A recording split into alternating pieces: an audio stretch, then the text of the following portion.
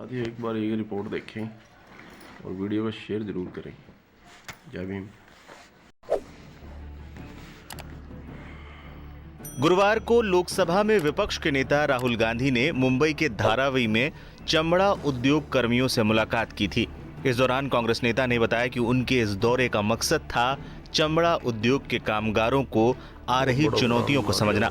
उन्होंने धारावी में कई निर्माण इकाइयों का दौरा किया था, जिनमें से एक चमार स्टूडियो भी था, जिसे सुधीर राजभर नाम के एक शख्स ने स्थापित किया है। चमार स्टूडियो के ओनर सुधीर राजभर की चर्चा अचानक से बढ़ गई है।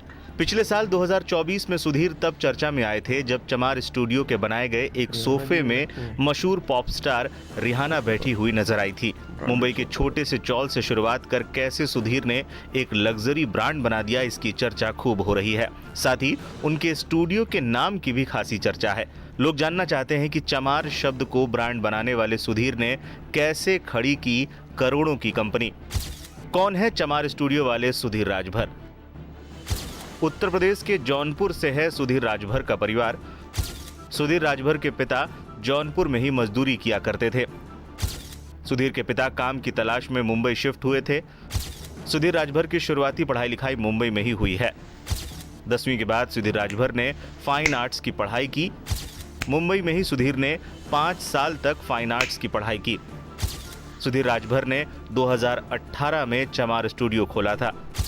चमार स्टूडियो में कई लग्जरी प्रोडक्ट बनाए जाते हैं। कैसे आया चमार स्टूडियो नाम रखने का आइडिया? एक इंटरव्यू के दौरान सुधीर राजभर ने बताया था, चमार शब्द को आज भी अपमान की दृष्टि से देखा जाता है, क्योंकि वो मरे हुए जानवर को ले जाके उसको प्रोसेस करके एक सुंदर प्रोडक्ट बनाते हैं, जो कि घिनौना काम है।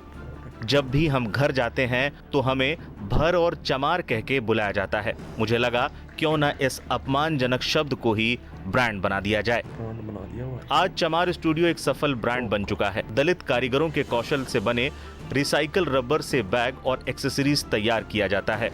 चमड़ा उद्योग से जुड़े लोगों से मुलाकात की कुछ तस्वीरों को राहुल गांधी ने भी अपने एक्स हैंडल पर शेयर किया और लिखा, चमार स्टूडियो के संस्थापक सुधीर राजभर लाखों दलित युवाओं की कहानी को समेटे हुए हैं। वो अत्यंत प्रतिभाशाली, नए विचारों से भरपूर हैं और सफलता के लिए आतुर हैं, लेकिन अपने क्षेत्र के शीर्ष लोगों तक पहुंच की कमी और सीमित अवसरों की चुनौती से जूझते रहे। मगर अपने समुदाय के कई लोगों से अलग सुधीर ने अपना नेटवर्क बनाया। उन्होंने धारावी के कारीगरों की छिपी प्रतिभा को पहचाना और एक ऐसा ब्रांड खड़ा किया जिसे आज विश्व के सम्मानित फैशन जगत में अपनी पहचान मिली है। चमार स्टूडियो की सफलता ये साबित करती है कि कैसे पारंपरिक हस्तकला और आधुनिक व्यापार एक साथ आ सकते हैं, जिससे कुशल कारीगरों को भी उस सफलता में भागीदारी मिल सके जिसे वो अपने हाथों से गढ़ते हैं। आज धारावी में सुधीर और उनकी टीम के साथ काम करते हुए मैंने समावेशी उत्पादन नेटवर्क की अहमियत को महसूस किया। ऐसे नेटवर्क जो विभिन्न क्षेत्रों में कुशल श्रमिकों को आगे बढ़ाते हैं। साथ ही मुझे ये भी उतना ही महत्वपूर्ण लगा कि सुधीर को अपना ज्ञान और अनुभव दूसरों के साथ बांटना चाहिए। इसलिए हमने अपने मित्र रामचेत मोची को सुल्तानपुर से बुलाया ताकि वो सुधीर से मिल सकें और समझ सकें कि डिजाइन और इनोवेशन उनके व्यवसाय को कैसे नया रूप दे सकता है।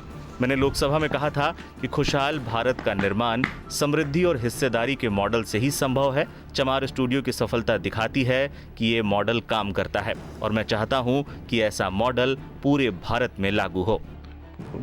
ये भी बताते चले, धारावी दुनिया के सबसे बड़े चमड़ा केंद्रों में से एक केंद्र है। यहाँ पर 20,000 से अधिक चमड़ा विनिर्माण इकाइयां लगी हुई हैं और इसमें करीब 1 लाख से अधिक कर्मचारी काम करते हैं।